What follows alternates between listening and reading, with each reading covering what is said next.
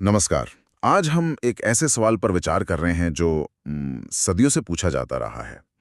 क्या आदमी का जीवन औरत के बिना अधूरा है? ये सवाल मतलब व्यक्तिगत अनुभवों से लेकर गहरे दार्शनिक विचारों तक फैला हुआ है। इस जटिल सवाल की परतों को खोलने के लिए हमारे पास पुरुष और स्त्री जीवन की संपूर्णता शीर्षक वाले एक लेख के कुछ महत्वपूर्ण अंश हैं। हम देखेंगे कि ये लेख पुराणों, दर्शन और जीवन के अनुभवों का सहारा लेकर इस विषय पर क्या कहता है। तो चलिए इस लेख में गोता लगाते हैं और देखते हैं कि ये हमें कहाँ ले जाता है। बिल्कुल। हमारा मकसद इस लेख के जरिए पुरुष और स्त्री के बीच पूरकता यानी कॉम्प्लीमेंटैरिटी और वो जो संपूर्णता की अवधारणा है उसको समझना है। ये देखना कि ये लेख इन विचारों को किस तरह प्रस्तुत करता है और इसके क्या मायने हो सकते हैं। तो लेख की शुरुआत कहाँ से होती है? लगता है ये सीधे पुराने कथाओं की जड़ों में उतरता है। हाँ, ये लेख अपनी नींव पौराणिक दृष्टिकोण पर रखता है, खास तौर पर शिव और शक्ति की अवधारणा पर। इसमें शिव पुराण के एक बहुत ही शक्तिशाली सूत्र का उल्लेख है। शिव बिना शक्ति शव है। ये सिर्फ एक पंक्ति नहीं बल्कि एक गहरा दार्शनिक विचार है। शिव बिना शक्ति शव है। इसका मतलब क्या हुआ? क्या ये सिर्फ देवताओं की कहानी है या इसका कोई गहरा मानवीय अर्थ भी है? लेख इसे गहरे मानवीय अर्थ में ही लेता है। यहाँ शिव पुरुष तत्व का प्रतीक है, चेतना, स्थिरता, क्षमता, और शक्ति स्त्री तत्व का प्रतीक है, ऊर्जा, क्रिया, अभिव्यक्ति। तो सूत्र का अर्थ है कि चेतना या क्षमता बिना ऊर्जा या क्रिया के निष्क्रिय है, प्राणहीन है, एक शव की तरह। अच्छा। उसमें जीवन का स्पंदन नहीं है। ये दिखाता है कि अस्तित्व में आने के लिए, कुछ रचने के लिए पुरुष तत्व को स्त्री तत्व की ऊर्जा चाहिए।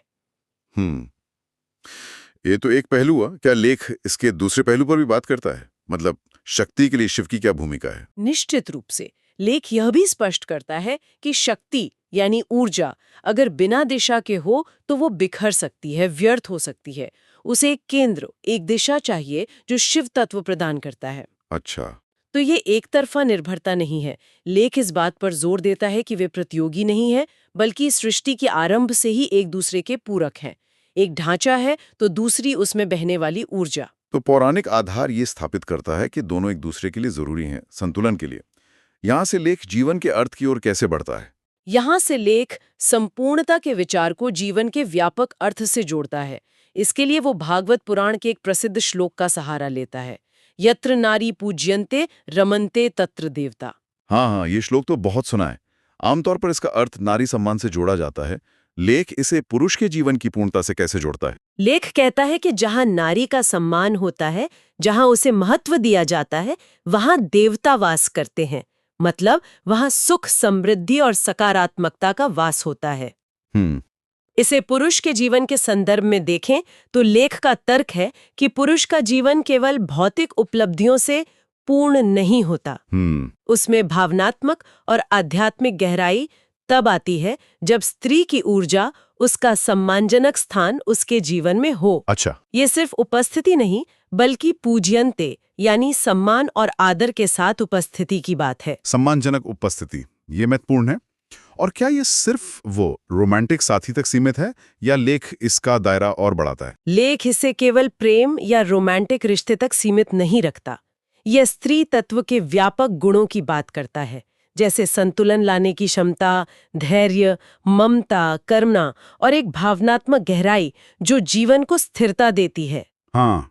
लेख यहाँ एक दिलचस्प, शायद पारंपरिक लगने वाला विभाजन भी प्रस्तुत करता है। कौन सा विभाजन? यह है कि पुरुष अक्सर बाहर की दुनिया, काम, समाज, संघर्ष में अधिक सक्रिय रहता है। हाँ, ये तो है। और स्त्री भीतर की दुनिया, घर, भावनाएं, रिश्ते, आंतरिक शांति को संभालती है या उसका प्रतिनिधित्व करती है। अब ये भूमिकाएं आज बदल रही हैं, लेकिन लेख का मूल तर्क इन भूमिकाओं के प्रतीकात्मक अर्थ पर है। अच्छा, प्रतीकात्मक। उसका कहना है कि जीवन की संपूर्णता के लिए इन दोनों दुनियाओं का संतुलन अनिवार्य है। केवल बाहरी सफलता या केवल आंतरिक शांति, दोनों ही एक तरह से अधूरे हैं। हाँ, ये बात तो सही है। एक संतुलित पूर्ण जीवन के लिए दोनों का संगम जरूरी है। ये बाहरी और भीतरी दुनिया का संतुलन वाकई सोचने लायक बात है। यहाँ से लेख दार्शनिक धरातल पर कैसे जाता है? आपने ऊर्जा और दिशा का जिक्र किया था शुरू में। हाँ, लेख इस पूरकता को समझाने के लिए ऊर्जा और दिशा की दार्शनिक उपमा का प्रयोग करता है। ये एक बहुत ही सुंदर तरीका है इसे समझने का। पुरुष तत्व को यहाँ ऊर्जा का प्रतीक माना गया है। कर्म करने की शक्ति, प्रयास, आगे बढ़ने की महत्वाकांक्षा, साधना। और स्त्री तत्व दिशा का प्रतीक? बिल्कुल, स्त्री तत्व को दिशा का प्रतीक माना गया है, यानी जीवन को उद्देश्य देने वाली प्रेरणा, प्रेम, करुणा, जो उस ऊर्जा को एक सार्थक लक्ष्य की ओर मोड़ती है।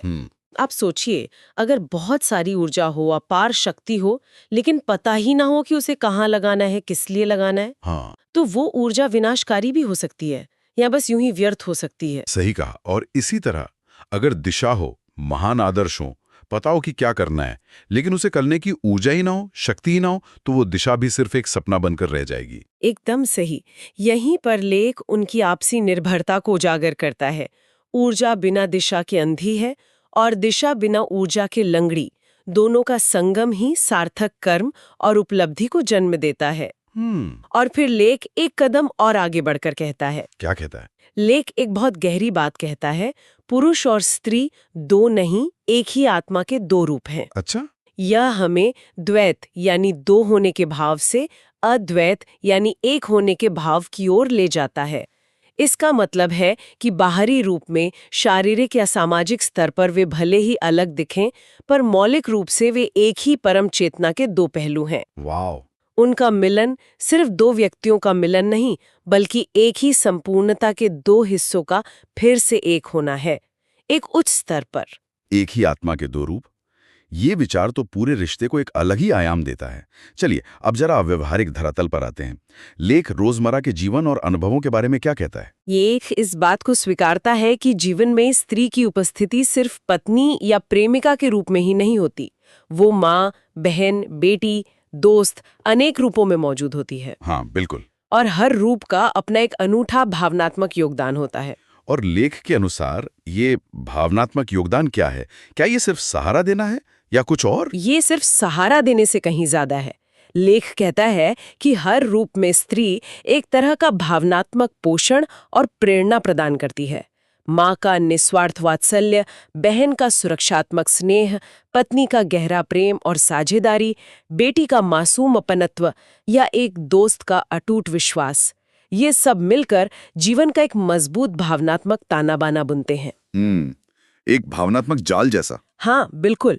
ये वो आधार है जो हमें गिरने पर संभालता है, हमें आगे बढ़ने की प्रेरणा देता है और हमारी खुशियों को कई गुना बढ़ा देता है। लेख यहाँ एक बहुत ही सोचने पर मजबूर करने वाला सवाल भी उठाता है, जैसा कि मुझे याद आ रहा है। वो पूछता है कि अगर आदमी के जीवन से ये भावनात्मक पोषण, ये भावनात्मक गहराई हटा दी जाए, तो पीछे क्या रह जाता है? हाँ, और उसका जवाब काफी सोचने वाला है।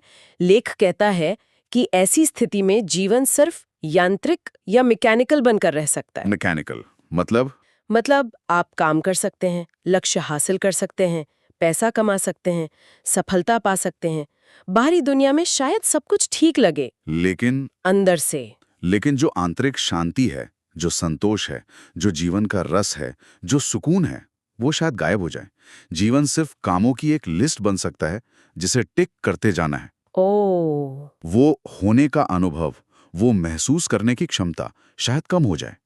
लेख यहाँ उस भावनात्मक आयाम की महत्ता पर जोर देता है जिसे अक्सर हम सफलता की अंधी दौड़ में नजरअंदाज कर देते हैं। सही बात है। ये बताता है कि सच्ची पूर्णता सिर्फ बाहरी उपलब्धियों में नहीं, बल्कि आंतरिक भावनात्मक समृद्धि में भी निहित है। ये बहुत महत्वपूर्ण बिंदु है। लेकिन यहाँ एक खतरा भी है। क्या ये सब बातें आदमी को औरत पर पूरी तरह निर्भर होने की बात तो नहीं कर रही? कहीं ये पुरानी सोच को तो मजबूत नहीं कर रहा कि औरत के बिना आदमी कुछ नहीं? ये एक बहुत ही जायज सवाल है और लेख इस पे खास ध्यान देता है। वो स्पष्ट रूप से कहता है कि ये निर्भरता की बात नहीं है।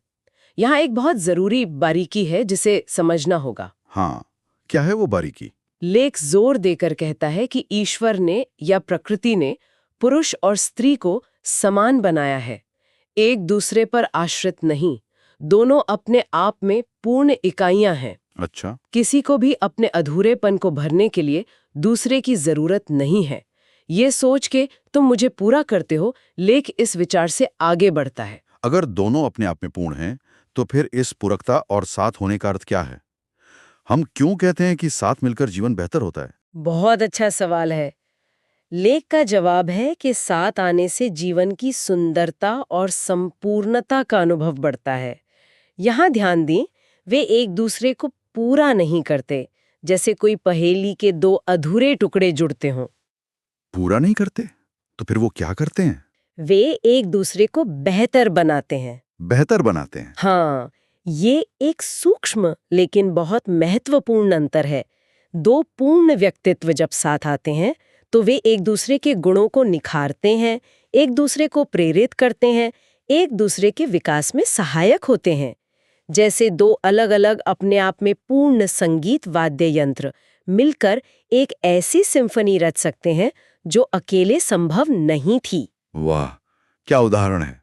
यह साझेदारी आपसी विकास, समृद्धि और जीवन के गहरे रंगों को अनुभव करने के बारे में है, न कि किसी कमी को भरने के बारे में। पूरा करना बनाम बेहतर बनाना, यह वाकई एक शक्तिशाली अंतर है। तो अब हम घूम फिरकर अपने मूल सवाल पर आते हैं। क्या आदमी का जीवन औरत के बिना अधूरा है? इस पूरे विश्लेषण के बाद लेख का अंतिम निष्कर्ष क्या है? लेख का निष्कर्ष कसी सीधा और स्पष्ट है। हाँ, एक मायने में अधूरा है। लेकिन किस मायने में? क्या ये शारीरिक, सामाजिक या आर्थिक अधूरेपन की बात है? क्योंकि आजकल तो नहीं, लेख बिल्कुल भी उस दिशा में नहीं जाता। वो स्पष्ट करता है कि ये अधूरापन शारीरिक, सामाजिक या आर्थिक नहीं, बल्कि मुख्य रूप से भावनात्मक और आध्यात्मिक स्तर का है। भावनात्मक और आध्यात्मिक? जी, लेख के अनुसार स्त्री तत्व जीवन में प्रेम, ममता, करुणा, प्रेरणा और सृजन की उस सूक्ष्म ऊर्जा का प्रवाह लाता है जो भौतिकता से परे है, और पुरुष तत्व उस ऊर्जा को स्थिरता, दिशा और संरक्षण प्रदान करता है। यह एक गतिशील आदान प्रदान है। अच्छा, एक डायनामिक एक्सचेंज। तो ये एक तरह की साझेदारी है जो जीवन को उसकी समग्रता में अनुभव करने में मदद करती है। बिल्कुल, दोनों मिलकर ही जीवन नामक इस जटिल, रहस्यमयी और खूबसूरत यात्रा को एक गहरी पूर्णता का एहसास कराते हैं।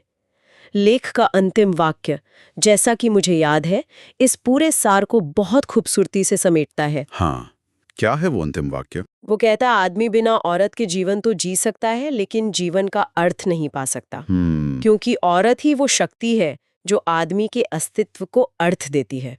यहाँ जीने और अर्थ पाने का अंतर महत्वपूर्ण है। हाँ। यह सिर्फ सांस लेने या दिन गुजारने की बात नहीं, बल्कि जीवन को उसकी गहराई में अनुभव करने, उसके उद्देश्य को समझने की बात है। लेख के अनुसार ये गहरा अर्थ स्त्री तत्व की उपस्थिति से अधिक उजागर होता है। तो आज हमने पुरुष और स्त्री जीवन की संपूर्णता शीर्षक वाले लेख के अंशों के माध्यम से पुरुष और स्त्री के बीच पूरकता, संतुलन और जीवन के अर्थ के जटिल रिश्ते को समझने की कोशिश की।